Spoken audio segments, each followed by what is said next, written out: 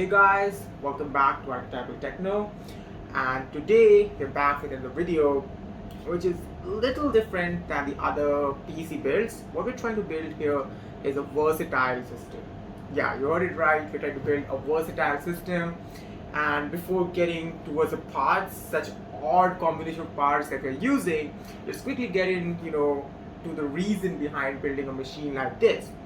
So what I mean by versatile machine is that that is something that you can modify to do a variety of other things. So like which is expandable, and which can be converted to meet or suit different kind of use cases. So that's the idea behind this machine. So in short, by versatile, what I really mean is building a machine which can be transformed to a lot of different use cases without need to build a different machine for all of those use cases. Now, so let's get to the parts, that what are the different things that we'll be using to build this machine. So let's get started with the motherboard that we're going to be using for this machine. Now this is a pretty odd motherboard, not something that you can simply a mainstream motherboards. It's a pretty old motherboard, and it is basically a LGA 1155 motherboard, and also supports old CPUs by Intel, the third or the fourth generation CPUs. That's what it supports. But one benefit of this is that it kind of provides a lot of PCI slots. So it's kind of a motherboard that is generally used for mining or other kind of stuff. Where you're trying to plug in a lot of GPUs, so it has a lot of PCIes in it. So that is the main reason for me to pick this up, and the reason I picked a older generation, because it's pretty cheap to get this motherboard. It's just got around 7K, and you get this with a lot of PCI lanes and stuff like that. So that was the reason I plugged it in. And the processor, yeah guys, don't get fooled with this. We are definitely not using an Intel Core i3. We are using rather an Intel i5 processor, but an older one, a third generation Intel i5 quad-core CPU. And to be specific, it's an i5 3470S, which is a quad-core CPU by Intel. And this thing, something really interesting. Actually, I ordered a cooler for this because since it's an OEM CPU, and it's pretty old, you won't get it in a box and a fan and other stuff like that. So I ordered a fan, and I found a Intel stock fan on Amazon very cheap, just for around 300 rupees. And what they send me a stock fan of an Intel i3. They just remove the processor and they just share the box with me. And when I just saw this, I was like, hey man, they sent a processor or something. But then yeah, definitely they took out the processor, but they just gave me the fan. So yeah, definitely this is not the processor they're using. They're using this, an OEM processor, and this thing cost around 5,000 on Amazon. So it's pretty cheap. So the combination of the processor and the motherboard was just not more than anything, like 12,000 to 13,000 is the cost of the main components here. To pair this up, we'll be using a DDR3 RAM, since it's an old system. So we are using 8 gigs of DDR3 RAM to start off with this. Now this motherboard supports maximum of 16 gigs. So we are putting in an 8 gig sticks, and we might extend it to another 8 gig in the future based on requirements. And along with this, we are going for this, like for operating system, we have chosen an SSD. That's pretty much the go-to choice for building any machine, especially like a machine like this, which I plan to keep like using it for 24/7 kind of workloads. Having an SSD really helps. So this is again a pretty cheap SSD. This is a Crucial, I guess, Crucial 250 gig SSD. That's you get it like.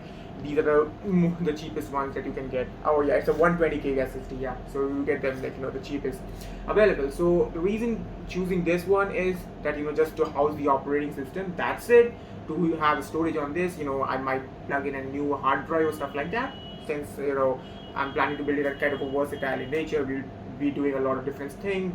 Just to keep the OS, house the OS in the machine, we have this SSD. That's the purpose of that SSD so far that I had in my mind. And along with that, what we have is this PSU. This is a around 850 watt PSU. The reason for going for this PSU was that it's value for your money, because it's cost anything around like 9 to 10,000, and it gives you 850 watts of power or capacity.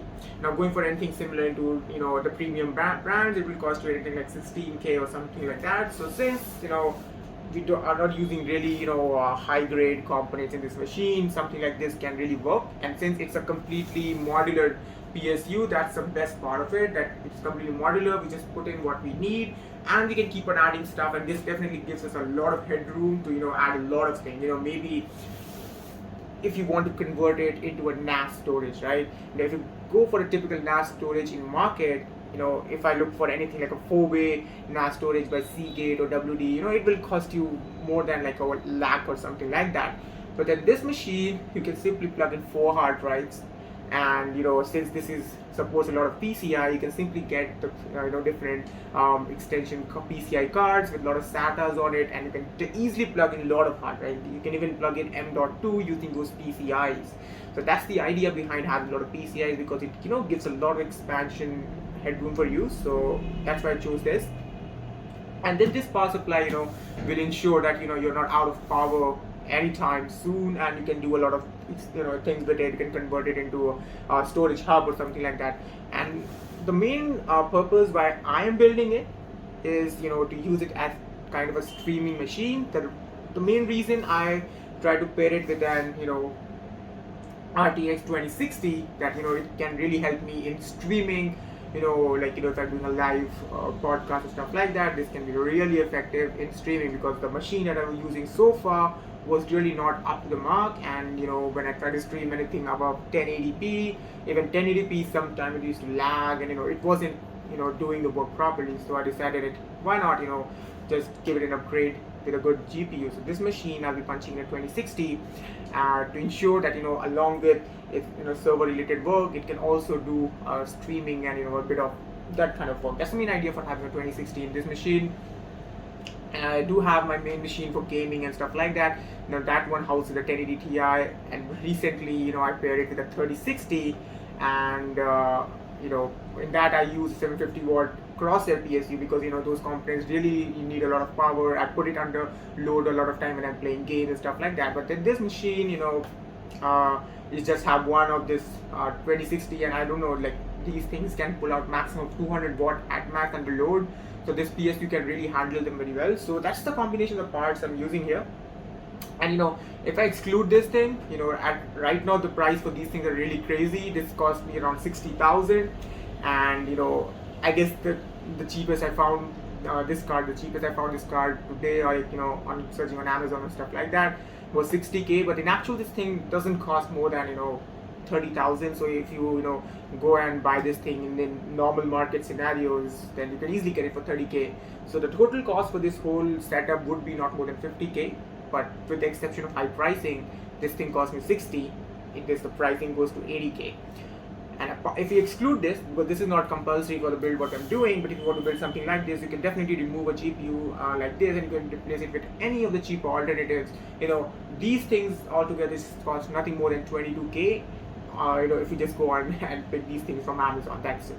And with that, this gives you a lot of headroom to expand. And yeah, one more reason, going cheap on these things, definitely is a good question, that why don't you go for DDR4 systems, and you can easily get motherboard with a lot of PCIs and stuff like that, is that I'm planning to run this thing for 24/7, right? And keeping in mind that things will fail on this.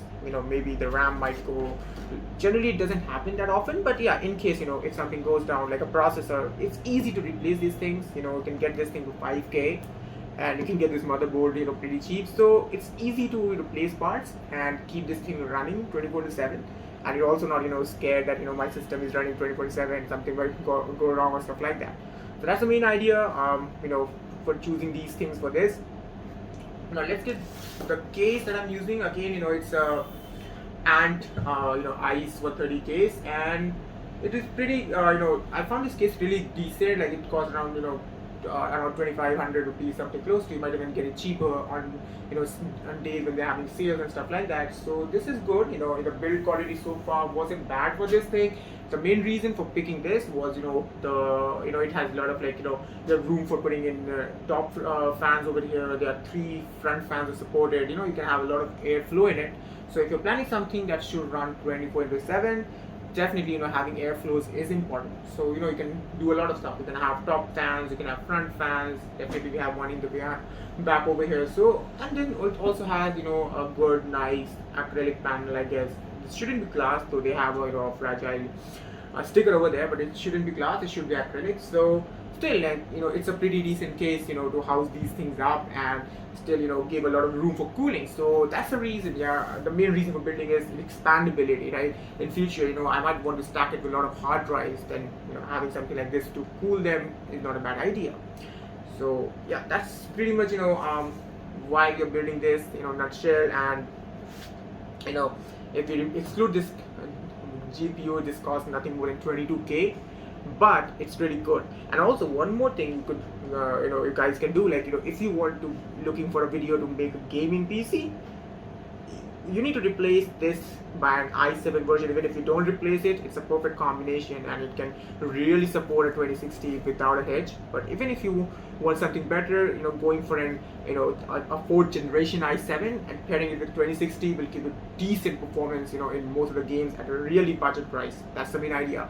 Or you can even go for the Ryzen processor. They're also coming very cheap these days. But yeah, if you want to go on an Intel side, instead of having a motherboard like this, a lot of PCI, you can go for any simple motherboard by Intel, and having a 4th gen or 5th gen i7 will really be perfect. And pairing it with a 3060 or 2060 like this will definitely make things easy for you to game on these systems, and they can really do a lot. And it won't cost more than around 40-50K building such PCs with a decent GPU as well. So that's me talking about the parts and stuff. So now I'll get this thing together and put it into the box, and then we'll see how this thing performs and how all these things turn out. Until then, I'll see you.